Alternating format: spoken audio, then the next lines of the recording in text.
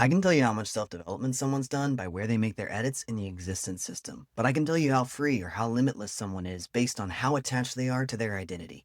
So today I'm going to share a little bit more about the existence system and the identity core at the center because inside of the video that went viral on Instagram, I said that smart people get rid of their identity altogether.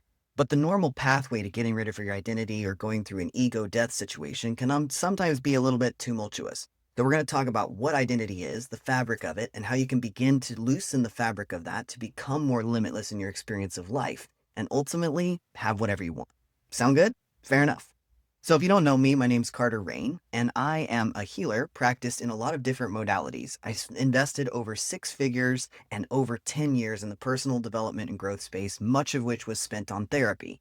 And at the end of all that, plus reading over about 200 nonfiction books on healing and psychology and many other things, I realized that there was a lot of knowledge that is not accessible to the world today. So I've become very passionate about helping people understand these bigger concepts in a really practical and digestible way so that you can take on the path of healing yourself. Now, this doesn't mean that you don't need therapy, and I trust you to know when you need therapy versus when it's time for you to come back to yourself, trusting that you've done enough of the healing work and not getting stuck in the self-help spin cycle. So that said, I want to talk to you about the existence system. So the existence system is a framework that I developed to help people pinpoint exactly where they want to make edits to themselves so that they can get better results and ultimately make it easier to shift into the way that they would like to live. This is the existence system. On the outmost circle, you've got actions. Think atomic habits. Think the very basic behavioral analysis of what you can see on the outside. Underneath the actions, you have thoughts. All of your actions begin as a thought. I'm thirsty, let me reach out and grab a glass of water, right?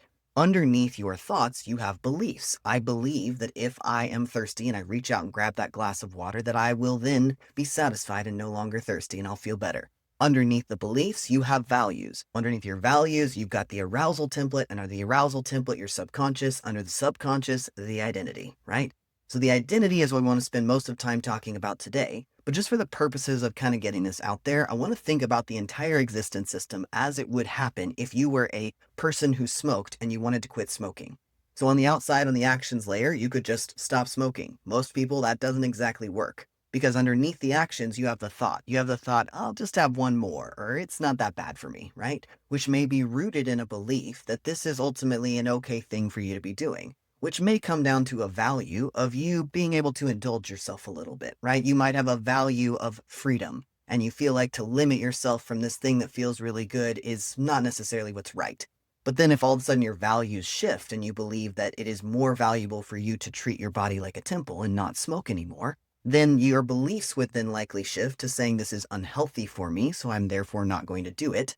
And then if your beliefs shift, your thoughts shift, and then your actions would shift, right?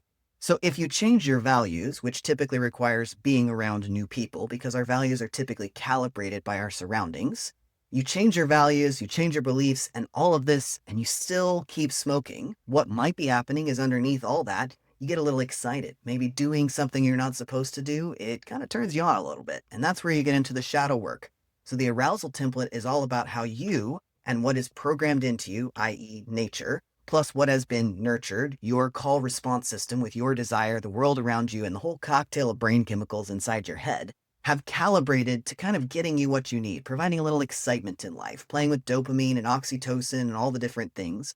I'm not going to go deep into the arousal template, but you can imagine that it kind of over-informs. So even if you change your values, if you still get a little thrill from smoking, it's unlikely that you will change even then. Because underneath all that, in your subconscious, you may have a pattern that you evolved when you were very young on this call response system between smoking and that. Maybe you had an experience with someone who was a smoker that was very near and dear to you. Maybe your grandma, who was very precious to you and loved on you, smoked. And so there might be something underneath all of that beyond your logical brain that keeps you stuck in that pattern or makes it difficult to change. So when you heal that, you can oftentimes see the ripple effect out where it becomes much easier to change the outermost layers. And finally, the identity, which is the thing that they talk a little bit about in Atomic Habits. If you just simply say, I'm not a smoker, right? It makes it a lot easier. When somebody says, hey, you want a cigarette? You say, oh, I don't smoke, right? That's something that could change in an instant. But if you say, oh, I'm not a smoker, you have then changed it kind of into infinite, right? So that kind of leads us down the path of what we want to talk about when it comes to your identity. So the central point on all of this is your identity, which is something that people don't typically shift many times in their lifetime. You can, but it comes to a point where it's just a lot easier to dissolve that identity. So there's fundamental levels for identity. We've got the casual identity, which we will think of as labels that you put on when you're at work. You are a manager. That doesn't mean you're a manager at all time. And then you've got the label of maybe your name or your full name, maybe your social security number. And those are more identifying you as an individual versus you as a type of person who's allowed to do certain things. In either instance, the only purpose of an identity is to give something a label so it can exist within a system. So we have identities so we can exist within our culture today. So we have our social security number and our tax ID so that we can interface with the government. We have our identities at work. And ultimately, these labels serve to give us access to certain levels of power or resources within said system. So if you are wearing a shirt that says security guard across the back, you will likely be let into certain areas inside of an event venue that the average person without that label would not be allowed to access. So if you think of this just very basic level, identities are labels and labels give us access to power. We're going to just kind of simplify it down to that. So the reason that we oftentimes experience a dissatisfaction or a discomfort when our identity is challenged is not for the identity itself, it is for the power that comes with it. So let's use the example of being a good student, right? So if you were talking to your professor and your professor said, "Hey, I understand you're behind the gun on this. Why don't you just turn it in late?" Like if you turn it in late, the worst that's going to happen is you're going to get a B. Like it's totally fine to get a B. You've been a straight A student this whole time. It's not a big deal, right? One B will not kill your whole career. And you start to panic and you think, no, no, I can't do that. I can't get a B, right? Why? Why do you need to be a straight A student? That's an identity. That's a label. But it's not really about being a straight A student, because if I put you on Mars and you were a straight A student, could that help you figure out how to live there? Probably not. So the reality is that the idea of being a straight A student or maybe having the title and the fancy label of valedictorian is because you believe if you take that label and then you go to your next level of education or your next job or whatever is the next system you will want to insert yourself into, you believe that that label will give you access to more power. You will be able to bend more people to your will inside of that because of the label. So when the label is threatened, you will often act in a fairly territorial way, trying to say, no, no, I can maintain this label. And yet so often the labels we are maintain are not the things that are giving us access to more power. They're the things that are limiting us inside of the systems we have grown up in. So this is fairly evident when you think of that one guy that's always still talking about like, well, I was the quarterback. I was the quarterback. And you're like, okay, we get it, Jim. You're 50 now and you're fat. You're not the quarterback anymore, right?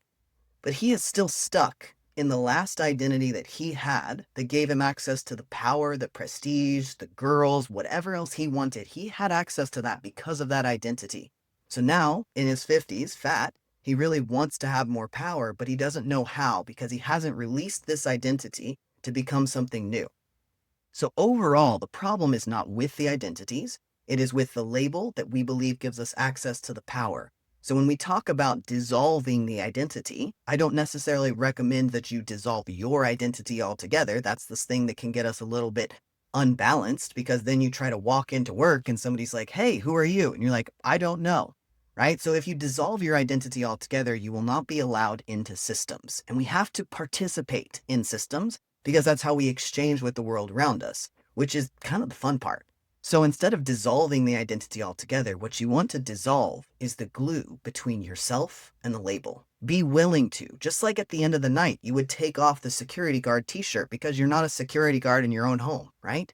So at the end of a day, maybe think about the identities that you have put on throughout the day and whether or not you want to take them off. And then stretch it out. Think of the identities that you've held over the last few years. How do you introduce yourself? And what rooms or access to power do you have that you have to use your identity to get to? Because here's the fundamental problem with all this. It's not that we need the identity or that we need the power. It's that we have a fundamental fear and a lack of self-trust that would enable us to believe that even without that identity, down the road somewhere, when we need access to that power, when we need to get in that room, when we need to be able to make money, when we need to do whatever, we don't trust ourselves enough to be willing to try to do that without the identity. So we hold on to the identities that we have access to and we project them into the future in an attempt to try and secure our future, which ultimately leads us further and further away from being able to trust ourselves. Because if you can let go of the identity and not just be the quarterback, but just be Jim again. I don't have anything against gyms. I don't know why it's coming up a lot today.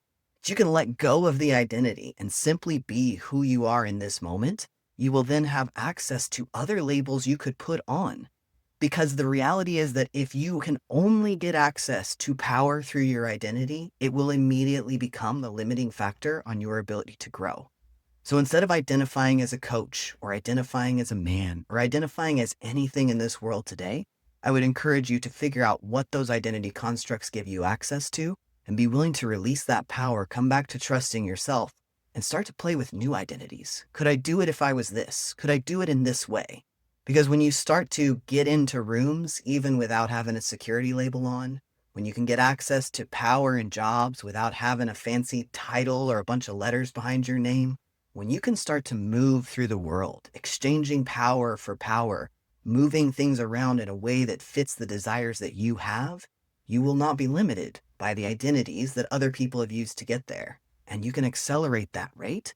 And you become more valuable as you can accelerate that. And when you become more valuable and you trust yourself to hold that value, the world's not ready for that kind of power, but I am. So if you're interested in doing some of this work with me, feel free to reach out. You can DM me on Instagram. I do check my DMs there. If not, feel free to stick around. We're going to be posting more content here. I try to keep it as condensed as possible and share things that I think are worth noting. So I'm not going to create a creative like, oh, I'm going to post every week schedule or anything predictable. So you better subscribe if you want to know when things drop. I'll be dropping it here and I'll likely convert it into a podcast later. This isn't my full-time gig here. This is something that I'm doing as a passion project because I think the world needs to be able to heal itself. If you got any thoughts, drop them in the comments below. I'll come back and check them every once in a while. And if you're interested in doing this work and you want someone to help you restitch your identity, reach out. Let's talk.